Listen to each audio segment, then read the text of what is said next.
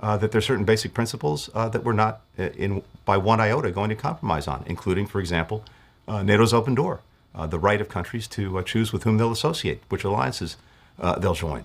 But we've also, in looking at this, we want to make sure that even as Russia has shared its concerns with us, we and our allies, because we've been in very close coordination on this, make clear our concerns with the actions that Russia has been taking.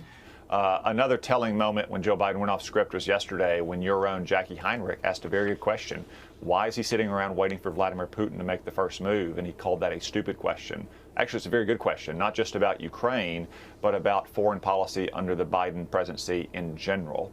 Look, when it comes to international politics, either you run the show or the show runs you. I saw in the last 48 hours, the French government, French President Macron, who's in his own election campaign right now, saying that Europe needs its own security relationship and negotiations with the Russians over the coming months. I saw the German chancellor just earlier today refuse an invitation from President Biden, quite strangely, to talk about Ukraine face to face. That doesn't inspire a lot of confidence that NATO is hanging together no matter what the Russians do. And I hope Secretary Blinken, when he met with Foreign Minister Lavrov today, tried to fix that, tried to put us back in the right way. But the credibility, the American credibility, when we say these things with no capacity to actually execute, not just words, but actually execute deeds that demonstrate American resolve, is de minimis. I hope NATO and the EU will act in a way that is less passive and more proactive. Stock into this notion that there was a significant gaffe with regards to this idea that there's really wiggle room for a military offensive.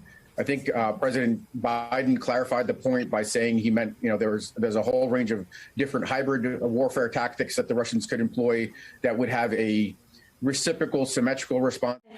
Where he clearly does not understand the gravity of some of the things he's saying. What you heard from him in that press conference the other day was very confusing to a lot of people. A minor incursion. Well, what does that mean? I have found one of 20 as